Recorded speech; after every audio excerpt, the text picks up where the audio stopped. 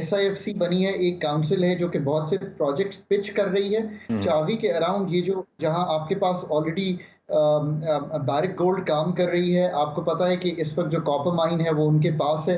ये फर्स्ट बड़ी इन्वेस्टमेंट पाकिस्तान आई थी। They are already 50% owners of this. बाकी 50% जो है वो बलूचिस्तान और फेडरल गवर्नमेंट के पास है। अब उसके around without being specific, there are other areas जहाँ पे आपके पास ये गुंजाइश मौजूद है कि आप डिगिंग कर सकते हैं। So there is interest. आपको ये भी है कि सऊदी अरेबिया का भी इंटरेस्ट है। सो डायरेक्टली जो बाकी एरियाज हैं उनमें क्यों नहीं ऐसी बात हो सकती।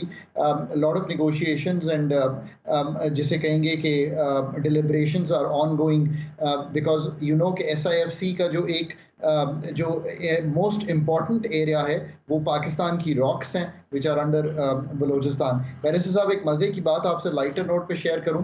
15 दिसंबर 2022 में मैंने एक आर्टिकल लिखा था, वो आपने पढ़ना है, वो डॉन अखबार में है। उसका टाइटल है रॉक्स एंड क्रॉप्स। मैं आज भी बिलीव करता हूँ इस बात से कि पाकिस्तान का एक बहुत बड़ा पोटेंशियल है जो रॉक्स में है, और एक बहुत बड़ा पोटेंशियल है जो एग्रीकल्चर में है। पाकिस्तान की जो नेक्स्ट FDI भी है वो इन्हीं दो एरियाज में आनी है, क्योंकि इन दो एरियाज में कल्टिवेबल लैंड के अलावा अनकल्टिवेबल लैंड 9 मिलियन के करीब है जो हमारे पास मौजूद है। पाकिस्तान के पास एग्री प्रोडक्टिविटी बढ़ाने के बहुत बड़े जराए हैं, और रॉक्स की बात तो हमने कर ली। जहां ये इस वक्त हो रही है माइनिंग, उसके इर्द गिर्द भी बहुत से एरियाज हैं जो आइडेंटिफाई किए जा रहे हैं। So that is the idea जो आपने। बिल्कुल ठीक है। अच्छा, ये डॉलर ओपन मार्केट में कुछ नीचे आया एकदम, और ये 334 तक चला गया था, उसके बाद अब दोबारा 312 पे ओपन मार्केट में इसकी कीमत आई है। इसके पीछे क्या वजह है? सो बैरिस्टर साहब, कभी कभी कॉन्स्टलेशंस जो है ना जब तब्दील होती हैं तो सितारों की जो कॉन्स्टलेशन बनती है वो आज मैं आपके सामने रखूंगा तो आप कहेंगे ओके दैट्स अंडरस्टैंडेबल। एक तो ये हुई कि स्टेट बैंक ने एक सर्कुलर जारी किया जिसपे उन्होंने कहा कि जो एक्सचेंज रेट कंपनीज जिस तरह काम कर रही हैं उसको तब्दील किया जाएगा। So the grey market is going to be is going to evaporate into thin air. I think that was the first signal. फिर स्मगलिंग के अगेंस्ट आर्मी चीफ ने बड़ा कैटेगोरिकली बयान दिया, और आई थिंक कि कुछ काम भी हुआ। कराची में भी नो के कहीं पे बड़ी स्ट्रिक्ट एक्शन लिया गया, और जो स्मगलिंग अक्रॉस द बॉर्डर हो रही थी उस पर भी लिया गया। फिर जो ग्रे मार्केट क्रिएट हुई थी उसको रोका गया, और वहाँ पे यहाँ तक कि there were people who were seeing कि ये ग्रे मार्केट जो कि एक इल्लीगल मार्केट है, exchange and interbank are the two markets which operate, और ये हमारे फैटफ के लिए भी अच्छी नहीं थी, तो उसको निकाला गया। एक्सूबरेंस बहुत ज्यादा हो गई थी। हर इंसान, मुझे एनेक्डोटली आपको बताऊं, परसों तक फोन करके ये पूछ रहा था कि डॉलर ले लूं, और कल और आज में हर इंसान ये पूछ रहा था कि डॉलर बेच दूं। सो the sentiment change, people were in profit. ये एक्सूबरेंस जो थी ये भी खत्म हुई, सो इट वेंट डाउन।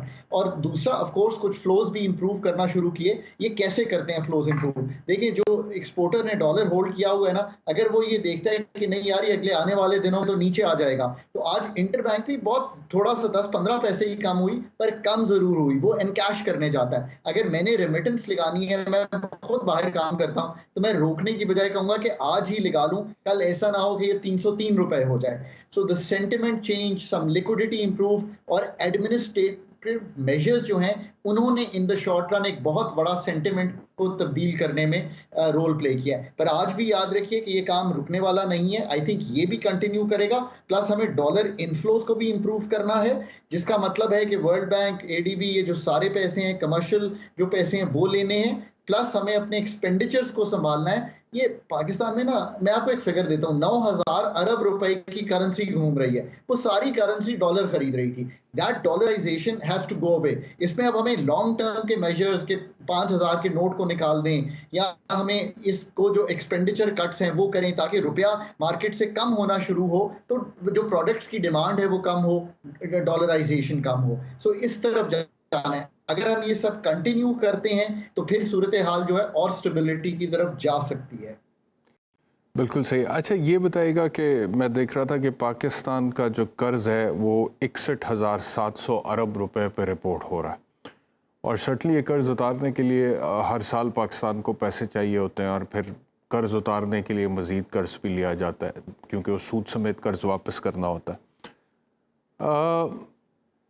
इसका जो कोई परमानेंट सोल्यूशन, मिसाल के तौर पर अभी ये जो जिस मुलाकात का आपने जिक्र किया कि आर्मी चीफ की मुलाकात बिजनेस कम्युनिटी से हुई है और वहाँ पे कुछ इंटरनेशनल इन्वेस्टमेंट की बात हुई है कि पाकिस्तान, तो इंटरनेशनल इन्वेस्टमेंट के आने से और जिस लेवल पे वो रिपोर्ट हो रहा है कि 70 या 75 अरब डॉलर पाकिस्तान आएंगे, तो ये एज एन इकोनॉमिस्ट आपको डूएबल नज़र आ रहा है? और अगर ये होता है तो उसका इम्पैक्ट पाकिस्तान की इकोनॉमी पे क्या होगा और ये कितनी ड्यूरेशन पर मुहित होगा ये प्रोसेस, अगर ये प्रैक्टिकली इम्प्लीमेंट होता है जिसकी रिपोर्टिंग और बातचीत हो रही है? तो आपने दो बहुत अहम सवाल रखे। एक तो ये कि पाकिस्तान का जो डेट है, स्पेशली जो फॉरेन डेट है, वो हमें हर साल 22 से 23 अरब डॉलर जो है वो आप सोचें कि वापस करना पड़ता है। और 5-6 अरब डॉलर का अगर हम करंट अकाउंट का खसारा करें तो हमारी इस साल की नीड IMF ने 28.5 अरब डॉलर लगाई है। अब एक तो ये कि मैं गुजारिश ये करता हूँ कि पाकिस्तान को डेट रीप्रोफाइलिंग में जाना है। उसका मतलब ये है कि मैंने अगर आपके चाइना के 4 अरब डॉलर इस साल ड्यू हैं फॉर एग्जांपल, तो मैं चाइना को अब ये कहूँगा कि ये हर साल जो ड्यू हो जाते हैं इसको आप 5 साल के लिए हमें दे दीजिए ताकि ये हर साल ना हो। तो जो मेरा डेट अगले साल का है वो 28 की बजाय 24 अरब डॉलर पे आ जाएगा। तो एक तो ये प्रोसेस शुरू करना है। अभी इसकी हम जिसे कहें एक कॉन्स्टिट्यूएंसी रिफॉर्म करने की ये जो है अभी बनाने की कोशिश कर रहे हैं। मैं आपके प्रोग्राम पे भी बात कर रहा हूँ, मैं अथॉरिटीज़ को भी कहता हूँ। सो एक तो ये है जो आपने डेट की बात की कि इसको कैसे संभालना है। सो ये ज़्यादा प्रॉब्लमैटिक तो ऑब्वियसली जो फॉरेन डेट है, सो इसको हमें बहुत सी डेट रीप्रोफाइलिंग्स करके संभालना है। नए प्रोजेक्ट्स बनाएंगे तो जो पुराना डेट है उसको आप सब्स्टिट्यूट कर सकेंगे। 9 अरब डॉलर की आपकी बात हुई फॉर एग्जांपल जिनीवा में। लेट्स से कि हम प्रोजेक्ट बना के उसमें से 2-3-4 अरब डॉलर ले आते हैं, तो ये जो डेट पे करना है पुराना वो उससे पे होगा। ये जो नया आएगा ये 25 साल का डेट होगा।